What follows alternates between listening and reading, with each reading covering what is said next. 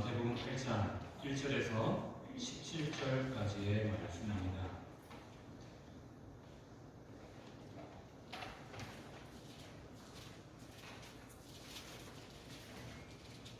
마태복음 8장 1절에서 17절까지의 말씀을 한 절씩 교독하여 읽도록 하겠습니다. 예수께서 산에서 내려오시니 수많은 무리가 따르니라.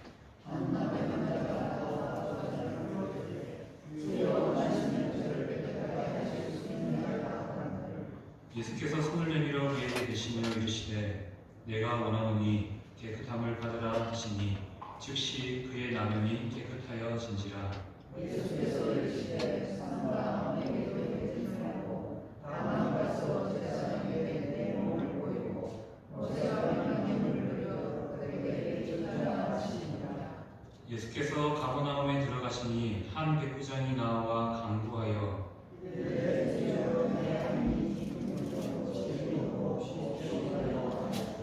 이르시되 내가 가서 고쳐 주리라.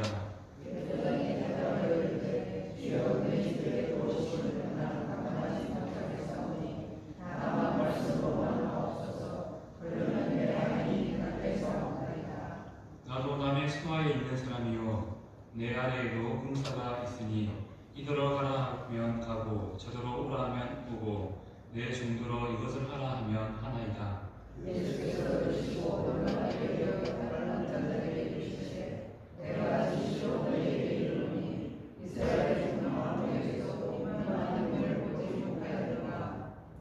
또 너희에게 이르노니 동서로부터 많은 사람이 이르러 아브라함과 이삭과 야곱과 함께 천국에 앉으려니와 그 나라의 온 자손들은 바깥도 멸종되었다. 그것으로 울며 이를 알게 되리라. 예수께서 백부장에게 이르시되 가라 내 믿음대로 될지어다 하시니 그 즉시 하인이 나으니라. 예수께서 그를 제비에 들어가사 대제사장의 얼굴과 옷을 보시고 그의 손을 만지시니 율법이 떠나가고 여인이 일어나서 예수께 수종을 들더라. 손을 내어 사람들이 귀신 자를 많이 데리고 예수께 오거늘 예수께서 손으로 귀신을 쫓아내시고 젊은 자를 다 고치시니. 함께 있습니다. 이는 선지자 이사야를 통하여 하신 말씀에 우리에게 나타난 것을 친히 감사하시고 병을 짊어지셨다. 병을 이루려 하시니라. 아멘. 네, 저희는 지난주까지 산상수훈 말씀을 5장부터 7장까지 이어지는 산상설교의 말씀을 들었습니다. 그 설교를 통해서 천국 백성은 어떻게 살아야 되는지 삶의 원리를 가르쳐 주셨고, 이제 예수님께서는 그 설교 이후에 천국 확장 운동을 펼치십니다. 특별히 행동을 통한 그러한 섬김의 모습들을 보여주시게 됩니다. 오늘 함께 읽었던 1절 말씀을 보면 수많은 무리가 등장합니다. 바로 설교 이후에 이제 예수님을 따르는 수많은 무리들이 등장하는데, 이 수많은 무리들은 이제 예수님이 앞으로 하실 일에 대한 증인이 될 것입니다. 그리고 그 말씀과 행함을 통해서 예수님은 이스라엘이 기다리고 기다리던 메시아이심을 보여주시게 될 것입니다. 우리는 우리만 말씀에 순종할 때가 아니라 친히 말씀과 행함의 모범을 보여주신 그 예수님을 따라서 순종하는 자가 되어야 된다는 것이죠. 예수님께서 우리에게 그렇게 살아 라고 말만 하신 것이 아니라 직접 행동을 통해서 우리가 살아가야 될 그 길을 보여주셨습니다. 순종 어렵지요. 하지만 예수님이 친히 삶으로 보여주심을 통하여서 순종은 불가능한 일이 아니라 우리도 마땅히 할 수 있는 일이라는 사실을 보여주시기 위해서 예수님께서 솔선수범해서 그러한 일들을 행하시게 됩니다. 오늘 함께 읽었던 본문에는 세 가지의 기적이 등장합니다. 특별히 8장, 9장의 말씀을 보면 전체가 제자도에 대해서 말씀하면서 오늘 읽었던 첫 번째 세 기적을 다루고 중간에 또 제자도에 대해서 말씀하신 이후에 두 번째 세 기적에 대해서 다루고 또 두 번째 제다도에 대해서 말씀하시고 또 세 번째 새 기적에 대해서 8장에서 9장까지 이렇게 다루고 있습니다. 오늘은 특별히 8장 1절에서 17절까지 있는 말씀을 통해서 세 가지의 기적이 우리에게 주는 교훈에 대해서 한번 살펴보고자 합니다. 자, 첫 번째 기적 무엇입니까? 오늘 말씀을 보면 나병 환자를 치유하신 사건이 등장합니다. 두 번째 이적은 무엇입니까? 백부장의 하인을 특별히 중풍병을 고치시는 사건이 등장합니다. 세 번째 이적은 무엇입니까? 베드로의 장로의 열병을 고치시는 사건이 등장하고 있습니다.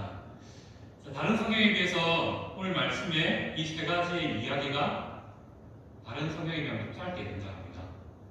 그 이유는 오늘 마태복음에서는 이 세 기적과 같은 이 세 기적을 통해서 말하고자 하는 바가 다르다는 거죠. 기적이 중요합니다. 하나하나 떼어서 살펴봐도 충분히 우리에게 주시는 교훈이 있습니다. 그럼에도 불구하고 오늘 좀 길게 본문을 잡고 세 가지의 기적을 함께 살펴보는 이유는 이 치유 사건을 통해서 마태가 말하고 싶었던 것이 있기 때문입니다. 무엇이냐면 마태는 예수님이 행한 기적에 집중하지 말고 예수님께 집중하기를 바라면서 이 기적의 사건들을 좀 비교적 짧게 다루고 있습니다. 바로 예수님께 모든 것들이 하나로 만들어가는 것이죠.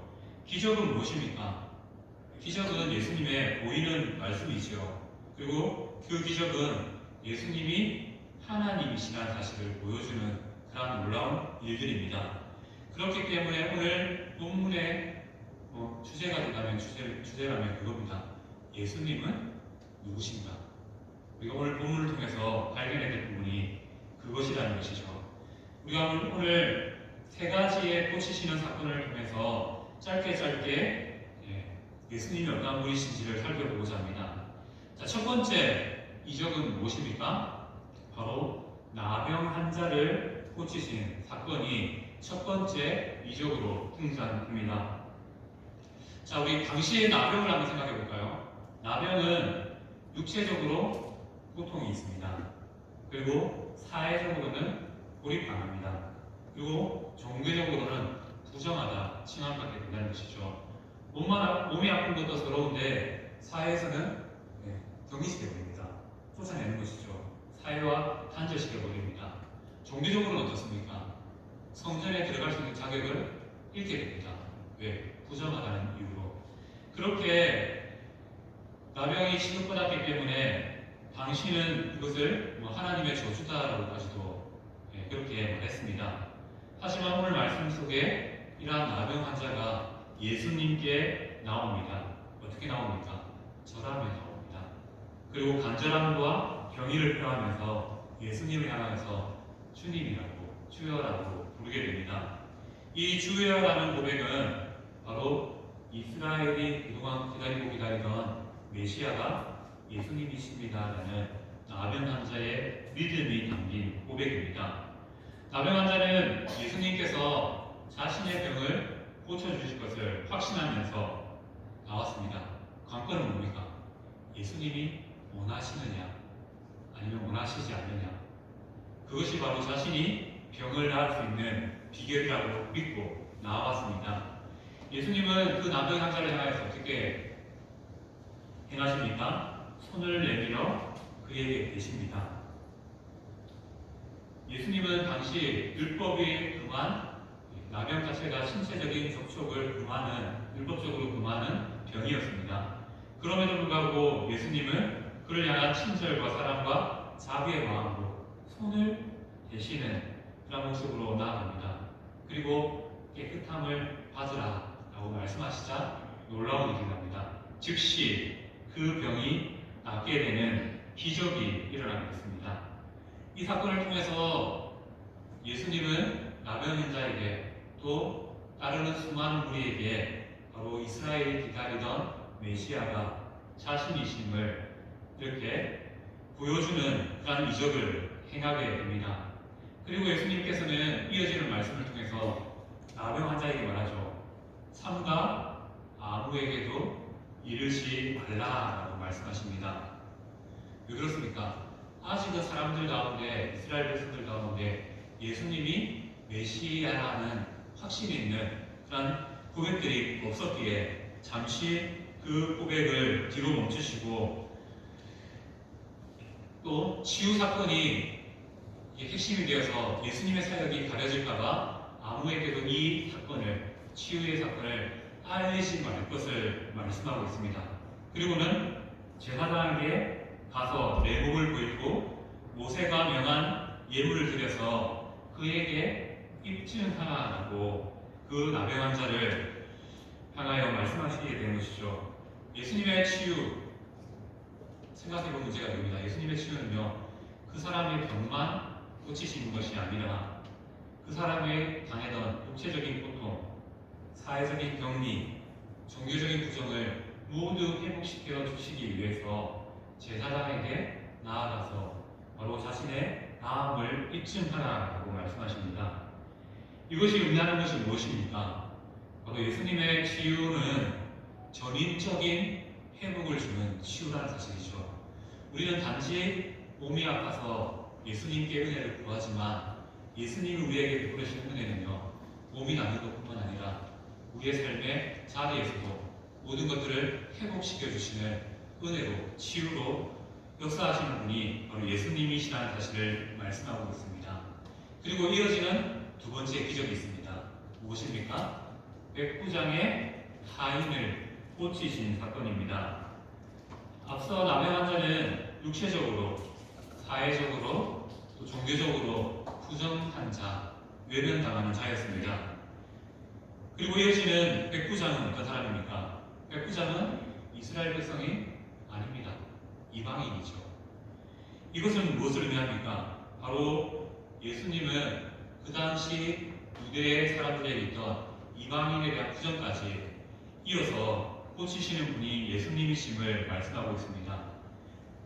이스라엘 사회에서 가운데서 부정하다고 말하는 나병 환자를 고치실 뿐만 아니라 또 이스라엘 사회 가운데 있는 이방인까지 관여하며 고치심을 통하여서 예수님은 모든 부정을, 이스라엘이 생각하는 정결하지 못하다는 것을 고치시는 분이심을 이 두 가지의 기적의 사건의 연결을 통해서 말씀하시는 것이죠.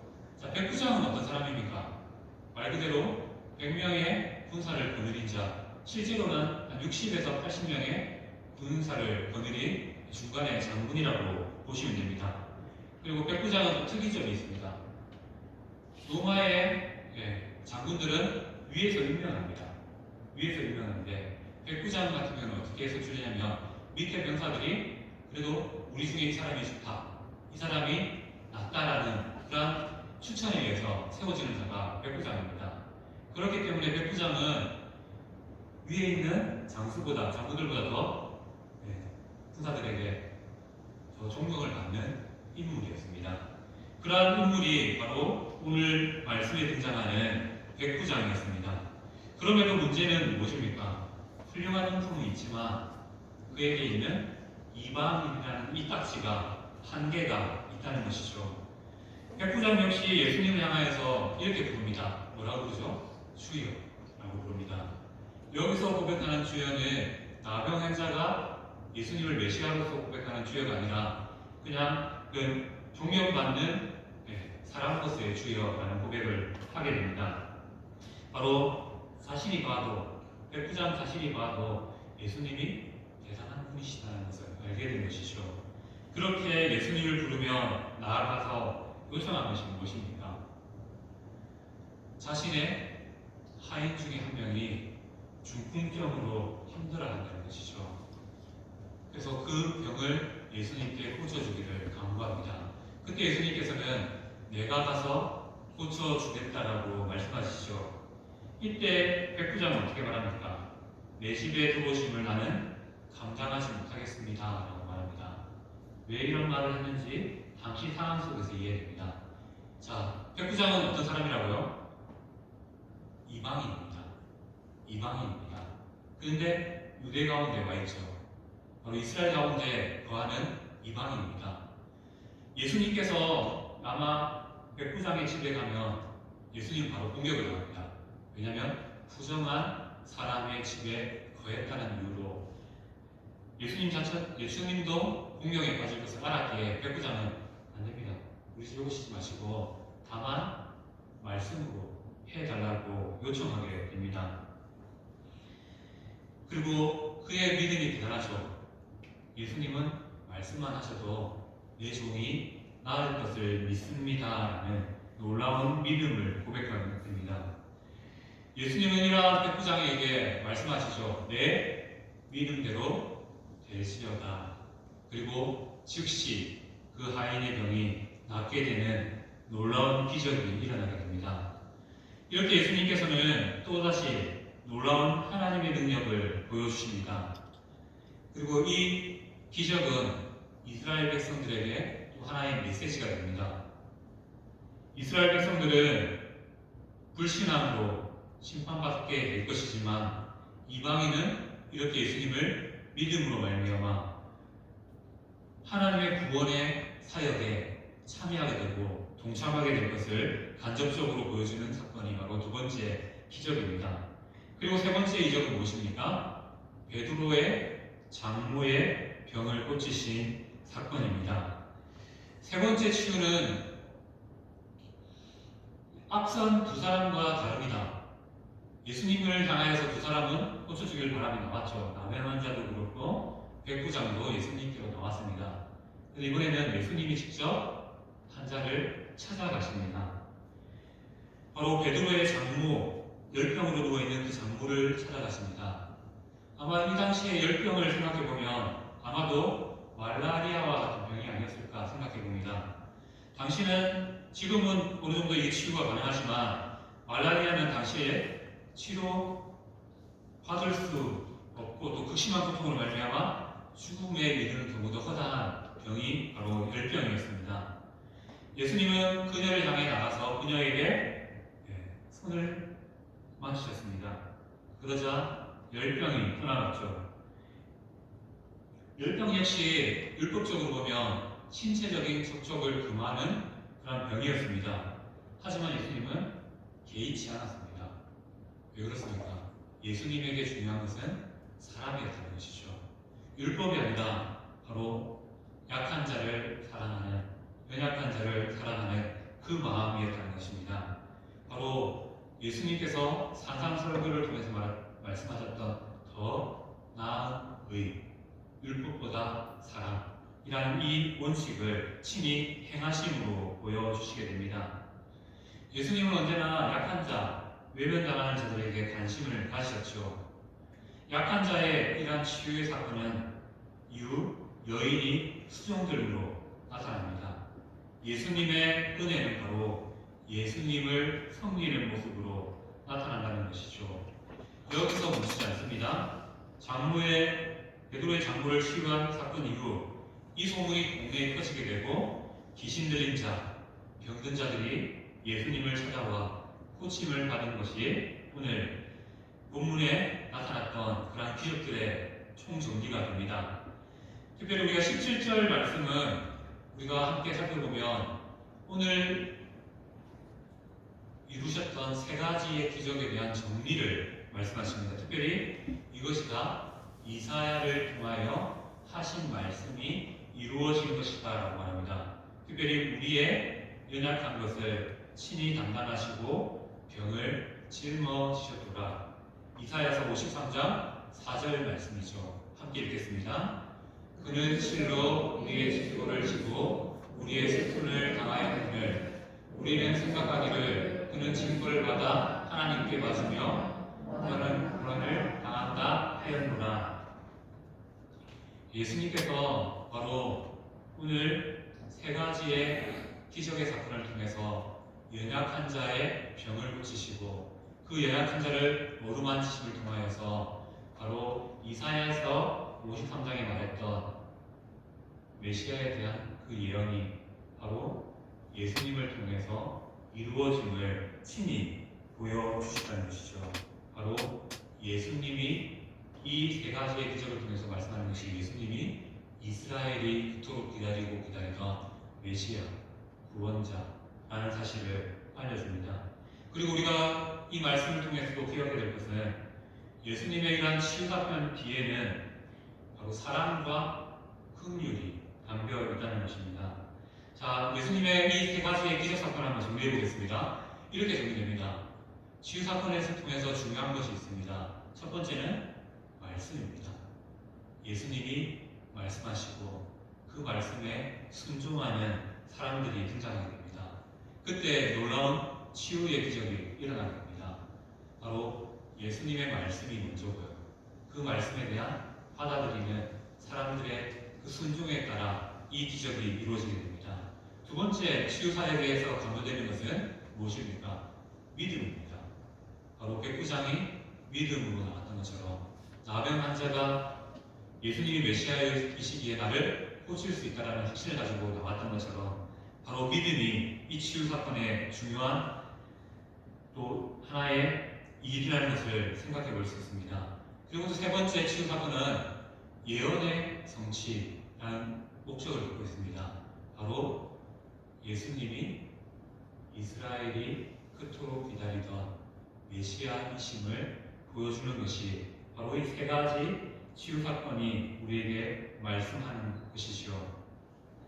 이 말씀은 이제 이후에 자연스럽게 제자도에 관련된 말씀으로 이어집니다. 제자는 어떤 자입니까? 제자는 어떤 자냐면요, 자신의 연약한 것들, 자신의 부족한 것들을 예수님께 주께 맡기는 자라는 사실입니다. 그리고 예수님만이 나의 삶의 문제를 해결할 수 있는 유일한 열쇠임을 믿는 자가 바로 예수님의 제자라는 사실을 이후의 말씀을 통해서 잊게 됩니다. 자, 오늘 말씀을 한번 정리해 봅시다. 오늘 말씀을 통해서 우리는 어떠한 교훈을 얻을 수 있습니까? 예수님의 마음입니다. 우리는 내가 좋은 사람을 찾아가고 내가 관심 있는 사람을 향하여서 관심을 표합니다. 하지만 예수님은 자신이 하셨던 말씀처럼 서기관과 바리새인들보다 더 나은 의, 사랑 없는 율법이 아니라 사랑으로 행하는 말씀을 보여주시기 위하여서 바로 이 세 가지의 기적을 행하여 주십니다. 나병 환자를 찾아가시는 통하여서 전인적인 회복을 나병 환자에게 주셨습니다. 이 말이 의미하는 것이 무엇입니까? 예수님의 제자는요, 예수님을 찾아가면 우리의 삶에 아픈 몸뿐만 아니라 우리의 삶에 닥쳐진 모든 문제를 하나님께서, 예수님께서 친히 회복시켜 주신다는 사실을 깨닫게 됩니다. 또한 우리의 믿음이 그 일들을 이룸을 깨닫게 됩니다. 그리고 그런 일들을 통해서 하나님께서 예수님께서 하시는 일은 무엇입니까? 바로 예수님이 하나님 것이다. 우리가 믿어야 될 대상이심을 보여주신다는 것을 깨달을 수 있습니다. 오늘 이 시간 이 말씀을 통해서 하나님께서 우리에게 말씀하십니다. 우리의 연약함을 예수님께로 가지고 나오라 말씀하십니다. 그리고 그 연약함을 예수님께 맡기라 말씀하십니다. 그리고 믿음으로 구하라고 말씀하십니다. 그 구함을 통하여서 그 믿음이 우리의 삶에 하나님이 주시는 회복을 얻게 하실 것을 말씀하고 있습니다. 이 시간 오늘 말씀을 기억하면서 함께 기도하고 소망합니다.